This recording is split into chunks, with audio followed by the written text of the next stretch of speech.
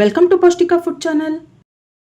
ಇಂದಿನ ವಿಡಿಯೋನಲ್ಲಿ ನಮ್ಮ ಕರ್ನಾಟಕದ ಸಾಂಪ್ರದಾಯಿಕ ಸಿಹಿ ಅಡುಗೆ ಬೇಳೆ ಒಬ್ಬಟ್ಟು ಅಥವಾ ಬೇಳೆ ಹೋಳಿಗೆ ಮಾಡೋದು ಹೇಗೆ ಅಂತ ನೋಡೋಣ.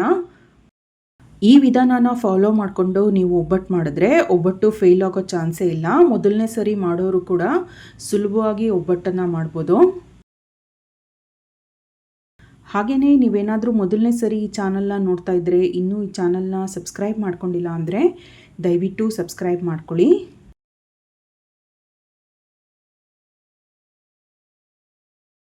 ಒಬ್ಬಟ್ಟು ಮಾಡೋದಕ್ಕೆ ಮೊದಲು ಕಣಕನ ರೆಡಿ ಮಾಡ್ಕೋಬೇಕು. 1 ಕಪ್ಪಷ್ಟು ಚಿರೋಟಿ ರವೆ ತೊಗೊಂಡಿದ್ದೀನಿ. ಇದನ್ನು ಜರಡಿ ಮಾಡ್ಕೊಳ್ಳೋಣ.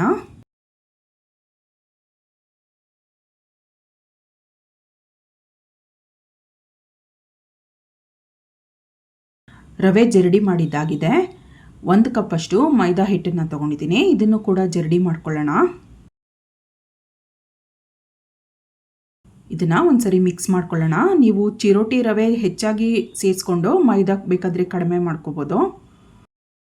ಅರ್ಧ ಚಮಚ ಅರಿಶಿನ ಪುಡಿ ಸೇರಿಸ್ತಾ ಇದ್ದೀನಿ. ಸ್ವಲ್ಪ ಉಪ್ಪು ಕೂಡ ಹಾಕೋಣ. ಮತ್ತೊಂದು ಸರಿ ಮಿಕ್ಸ್ ಮಾಡ್ಕೋಬೇಕು.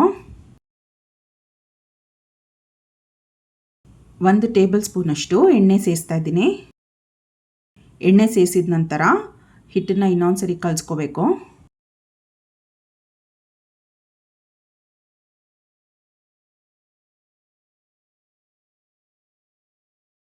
ಸ್ವಲ್ಪ ಸ್ವಲ್ಪನೇ ನೀರು ಸೇರಿಸ್ತಾ ಮೃದುವಾಗಿ ಹಿಟ್ಟನ್ನು ಕಲಿಸ್ಕೋಬೇಕು.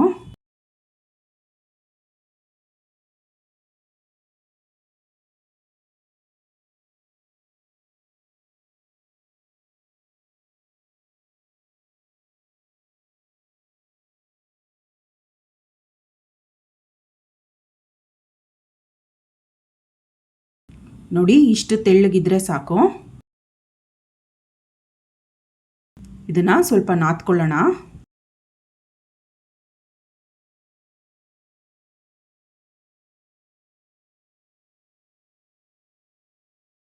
ಒಂದು ಸ್ವಲ್ಪ ಎಣ್ಣೆ ಸೇರಿಸ್ಬಿಟ್ಟು ಚೆನ್ನಾಗಿ ನಾದಬೇಕು.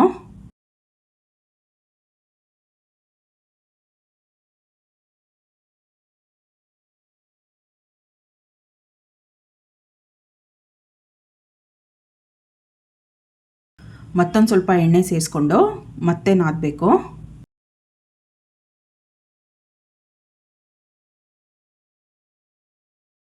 ನೋಡಿ, ಈ ಹದ ಬರೋವರೆಗೂ ಚೆನ್ನಾಗಿ ನಾದಬೇಕು. ನೋಡಿ, ಹಿಟ್ಟು ಸ್ವಲ್ಪ ಕೂಡ ಕೈಗೆ ಅಂಟಿಸ್ತಾ ಇಲ್ಲ. ಈ ರೀತಿಯಾಗಿ ಹಿಟ್ಟು ಅಂಟದೇ ಇರೋವರೆಗೂ ಚೆನ್ನಾಗಿ ನಾದ್ಕೊಂಡ್ರೆ ಒಬ್ಬಟ್ಟು ತುಂಬ ಮೃದುವಾಗಿ ಬರುತ್ತೆ. ತವಾಗೆ ಒಬ್ಬಟ್ಟು ಅಂಟ್ಕೊಳ್ಳೋದು ಅಥವಾ ತವಾ ಮೇಲೇ ಒಬ್ಬಟ್ಟು ಒಡ್ಕೊಳ್ಳೋದು ಈ ರೀತಿ ಆಗೋದಿಲ್ಲ. ಹಿಟ್ಟು ಮೇಲೆ 2 ಸಣ್ಣ ಸೌಟಷ್ಟು ಎಣ್ಣೆನ ಸೇರಿಸಿದ್ದೀನಿ. ಒಂದು ಪ್ಲೇಟ್ ಮುಚ್ಚಿಬಿಟ್ಟು 40 ನಿಮಿಷಗಳ ಕಾಲ ನೆನೆಯೋದಕ್ಕೆ ಬಿಡೋಣ. ಇವಾಗ ಹೂರ್ಣಕ್ಕೆ ರೆಡಿ ಮಾಡ್ಕೊಳ್ಳೋಣ. 2 ಗ್ಲಾಸಷ್ಟು ತೊಗರಿಬೇಳೆ ತೊಗೊಂಡಿದ್ದೀನಿ. ಇದು ಸುಮಾರು 600 ಗ್ರಾಮ್ ಅಷ್ಟಿದೆ. ನೋಡಿ, ಈ ಗ್ಲಾಸಲ್ಲಿ 2 ಗ್ಲಾಸು. ಉಳಿದಂಥ ಪದಾರ್ಥಗಳನ್ನೂ ಇದೇ ಗ್ಲಾಸಲ್ಲಿ ತೊಗೋಬೇಕು. ಬೇಳೆ ತೊಗೊಂಡಂಥ ಗ್ಲಾಸ್ ಅಳತೆನಲ್ಲೇ 8 ರಿಂದ 10 ಗ್ಲಾಸಷ್ಟು ನೀರನ್ನು ಕುದಿಯೋದಕ್ಕೆ ಇಡ್ತಾ ಇದ್ದೀನಿ. ಒಬ್ಬಟ್ಟು ಸಾರು ಮಾಡೋದಕ್ಕೆ ಬೇಳೆ ಕಟ್ಟಬೇಕಾಗುತ್ತೆ. ಹಾಗೆಯೇ ಬೇಳೆ ಬೇಯೋವಾಗ ಸ್ವಲ್ಪ ನೀರು ಕೂಡ ಹಿಂಗುತ್ತೆ. ಹಾಗಾಗಿ ಸ್ವಲ್ಪ ಹೆಚ್ಚು ನೀರೇನೇ ಬೇಳೆ ಬೇಯಿಸ್ಕೊಳ್ಳೋವಾಗ ಇಟ್ಕೊಂಡ್ರೆ ನಮಗೆ ಒಬ್ಬಟ್ಟು ಸಾರಿಗೆ ಕಟ್ಟು ಸ್ವಲ್ಪ ಹೆಚ್ಚಾಗಿ ಸಿಗುತ್ತೆ. ನೋಡಿ, ನೀರು ಕುದಿಯೋದಕ್ಕೆ ಶುರು ಆಗಿದೆ. 1 ಟೀ ಸ್ಪೂನಷ್ಟು ಎಣ್ಣೆನ ಸೇರಿಸಿದ್ದೀನಿ.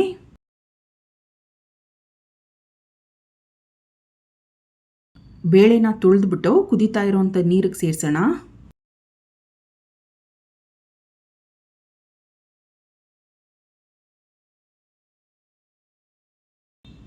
ಬೇಳೆ ಸೇರಿಸ್ಬಿಟ್ಟು ಚೆನ್ನಾಗಿ ಕೈ ಆಡಿಸ್ಬೇಕು.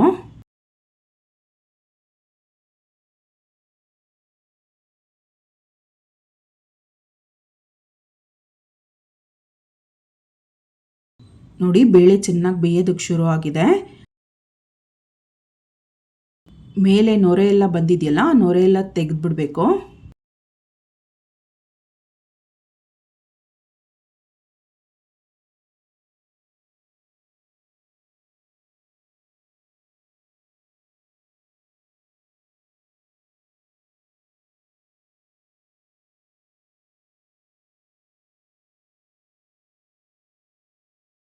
ನೋಡಿ ಬೇಳೆ ಬೇಯುವಾಗ ಎಷ್ಟು ನೀರು ಸೇರಿಸಿದ್ವಿ, ಅದು ಬೇಯೋಷ್ಟು ಹೊತ್ತಿಗೆ ಸ್ವಲ್ಪ ನೀರು ಹಿಂಗಿದೆ.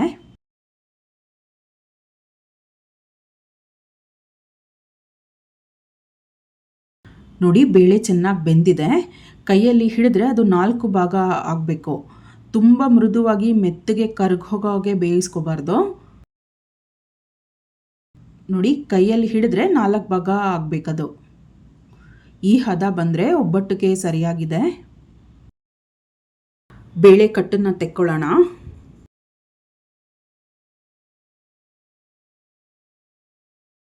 ನೋಡಿ ಇಷ್ಟು ಕಟ್ ಸಿಕ್ಕಿದೆ. ಇದನ್ನು ಒಬ್ಬಟ್ಟು ರಸಮ್ ಅಥವಾ ಒಬ್ಬಟ್ಟು ಸಾರು ಮಾಡ್ಕೋಬೋದು. 2.5 ಗ್ಲಾಸಷ್ಟು ಬೆಲ್ಲ ತೊಗೊಂಡಿದ್ದೀನಿ. ಬೇಳೆ ತೊಗೊಂಡಂಥ ಗ್ಲಾಸ್ನಲ್ಲೇ 2.5 ಗ್ಲಾಸಷ್ಟು ಬೆಲ್ಲ ತೊಗೊಂಡಿದ್ದೀನಿ.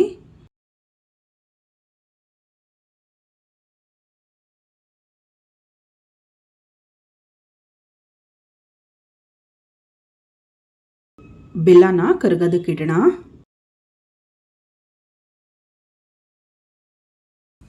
ಕಾಲು ಕಪ್ಪಷ್ಟು ನೀರು ಹಾಕ್ಬಿಟ್ಟು ಬೆಲ್ಲನ ಕರಗೋದಕ್ಕೆ ಬಿಡೋಣ.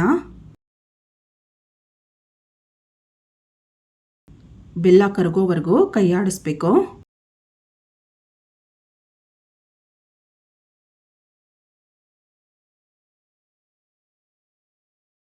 ನೋಡಿ ಬೆಲ್ಲ ಕರಗಿದೆ. ಈ ಹಂತದಲ್ಲಿ ಬೇಯಿಸಿಟ್ಟಂಥ ಬೇಳೆನ ಸೇರಿಸ್ಬೇಕು.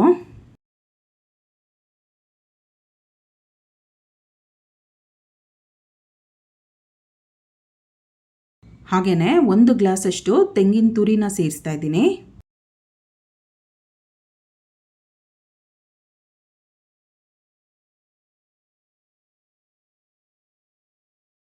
ಲೋ ಫ್ಲೇಮ್ನಲ್ಲಿ ಸುಮಾರು 5 ನಿಮಿಷಗಳ ಕಾಲ ಚೆನ್ನಾಗಿ ತಿರುಗಿಸ್ಬೇಕು.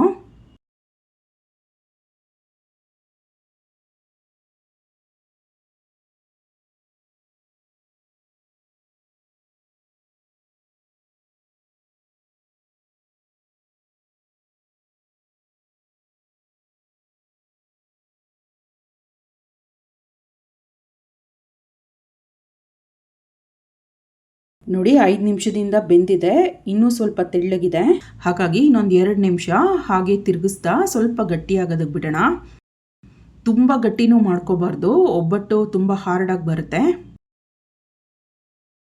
ನೋಡಿ 2 ನಿಮಿಷ ಬೆಂದ ನಂತರ ಮೇಲೆ ಇನ್ನೊಂದು ಸ್ವಲ್ಪ ನೀರು ಉಳ್ಕೊಂಡಿದೆ. ಇಷ್ಟು ನೀರು ಉಳ್ಕೊಂಡ್ರೂ ಪರವಾಗಿಲ್ಲ, ಅದು ತಣ್ಣಗಾಗ್ತಾ ಹದವಾಗಿ ಬರುತ್ತೆ.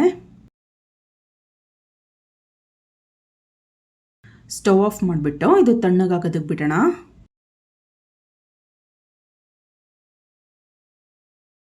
ಆರರಿಂದ 8 ಏಲಕ್ಕಿನ ಬಿಡಿಸ್ಬಿಟ್ಟು ತೊಗೊಂಡಿದ್ದೀನಿ. ಸಣ್ಣ ಪೀಸ್ ಜಾಯಿಕಾಯಿನ ಕೂಡ ತೊಗೊಂಡಿದ್ದೀನಿ. ಇದನ್ನು ಮಿಕ್ಸಿ ಜಾರಿಗೆ ಸೇರಿಸೋಣ.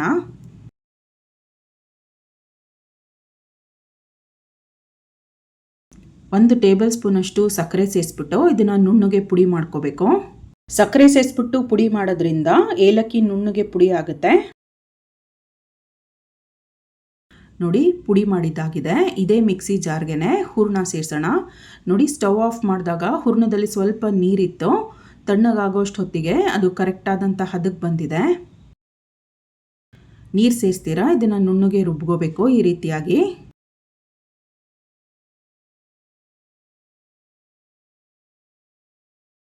ಹೂರಣ ಈ ಹದದಲ್ಲಿರಬೇಕು. ತುಂಬ ತೆಳ್ಳಗಿದ್ರೂ ಒಬ್ಬಟ್ಟು ಚೆನ್ನಾಗಿ ಬರೋದಿಲ್ಲ, ತುಂಬ ಗಟ್ಟಿ ಆದ್ರೂ ಚೆನ್ನಾಗಿರೋದಿಲ್ಲ.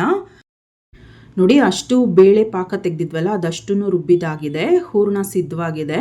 ಇದನ್ನು ಚೆನ್ನಾಗಿ ಈ ರೀತಿಯಾಗಿ ಕಲಿಸ್ಕೋಬೇಕು.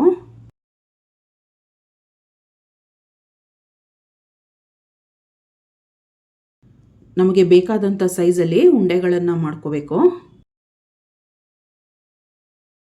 ನೀವು ನೋಡ್ತಾ ಇರ್ಬೋದು ಹೂರಣದ ಹದ ಎಷ್ಟು ಮೃದುವಾಗಿದೆ. ಕಣಕ ಕೂಡ ಚೆನ್ನಾಗಿ ನೆಂದಿದೆ.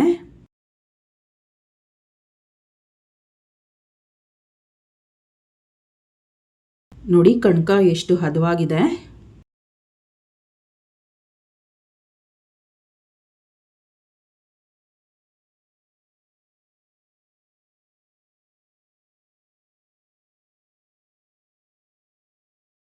ಒಬ್ಬಟ್ಟು ಮಾಡೋದಕ್ಕೆ ನಾನಿಲ್ಲಿ ಒಂದು ಶೀಟ್ ತೊಗೊಂಡಿದ್ದೀನಿ. ನೀವು ಬಾಳೆ ಎಲೆ ಮೇಲೆ ಬೇಕಿದ್ರೂ ಮಾಡ್ಕೋಬೋದು. ಶೀಟ್ಗೆ ಸ್ವಲ್ಪ ಎಣ್ಣೆ ಹಚ್ಬಿಟ್ಟು ಈ ರೀತಿ ಕಣ್ಕನ ಸ್ವಲ್ಪ ಅಗಲವಾಗಿ ಹರಡಬೇಕು.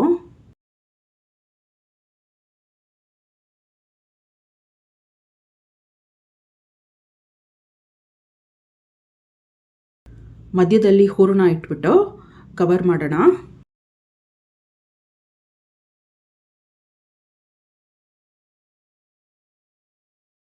ಸ್ವಲ್ಪ ಎಕ್ಸ್ಟ್ರಾ ಕಣ್ಕ ಇರೋದನ್ನು ತೆಗೆದುಬಿಡಬೇಕು.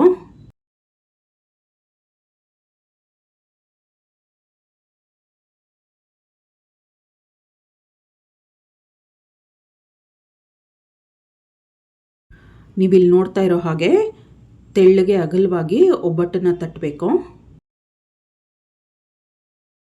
ಸುಲಭವಾದ ವಿಧಾನ ಅಂತ ಹೇಳಿದ್ರೆ ಇದ್ರ ಮೇಲೆ ಇನ್ನೊಂದು ಶೀಟ್ ಹಾಕ್ಬಿಟ್ಟು ತೆಳ್ಳಕ್ಕೆ ಹರಡಿದ್ರೆ ನಮ್ಗೆ ಎಷ್ಟು ತೆಳ್ಳಗೆ ಬೇಕು ಅಷ್ಟು ತೆಳ್ಳಗೆ ಒಬ್ಬಟ್ಟು ಬರುತ್ತೆ.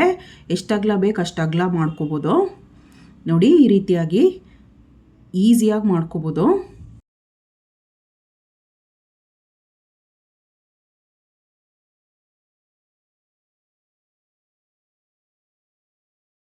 ನೋಡಿ ಎಷ್ಟು ಸುಲಭವಾಗಿ ಮಾಡಿದ್ದಾಗಿದೆ.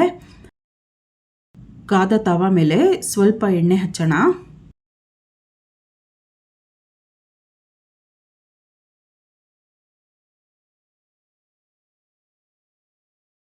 ತವ ಮೇಲೆ ಒಬ್ಬಟ್ಟು ಹಾಕೋಣ.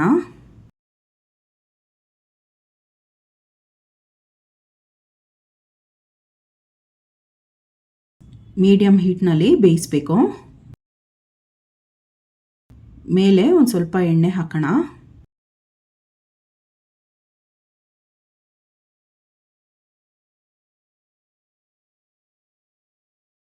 ಒಂದು ಕಡೆ ಬೆಂದ ನಂತರ ಅದನ್ನು ತಿರುಗಿಸ್ಬಿಟ್ಟು ಇನ್ನೊಂದು ಕಡೆ ಕೂಡ ಬೇಯೋದಕ್ಕೆ ಬಿಡಬೇಕು.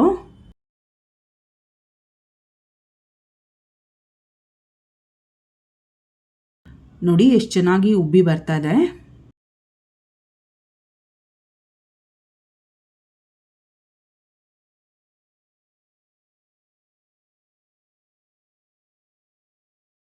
ಎರಡೂ ಕಡೆ ಚೆನ್ನಾಗಿ ಬೆಂದಿದೆ. ತವಾಯಿಂದ ತೆಗೆದುಬಿಡೋಣ. ಇದೇ ರೀತಿಯಾಗಿ ಉಳಿದಂಥ ಒಬ್ಬಟ್ಟುಗಳನ್ನು ಮಾಡ್ಕೋಬೇಕು. ಬಿಸಿ ಬಿಸಿ ಒಬ್ಬಟ್ಟನ್ನು ತುಪ್ಪ ಕಾಯಿ ಹಾಲು ಜೊತೆಗೆ ಸರ್ವ್ ಮಾಡಿದ್ರೆ ತಿನ್ನೋದಕ್ಕೆ ತುಂಬಾ ರುಚಿಯಾಗಿರುತ್ತೆ. ಈ ರೆಸಿಪಿನ ನೀವು ಕೂಡ ಟ್ರೈ ಮಾಡಿ ನೋಡಿ. ತಪ್ಪದೇ ಈ ಚಾನಲ್ನ ಸಬ್ಸ್ಕ್ರೈಬ್ ಮಾಡ್ಕೊಳ್ಳಿ. ಈ ವಿಡಿಯೋನ ಲೈಕ್ ಮಾಡಿ, ಶೇರ್ ಮಾಡಿ. Thank you.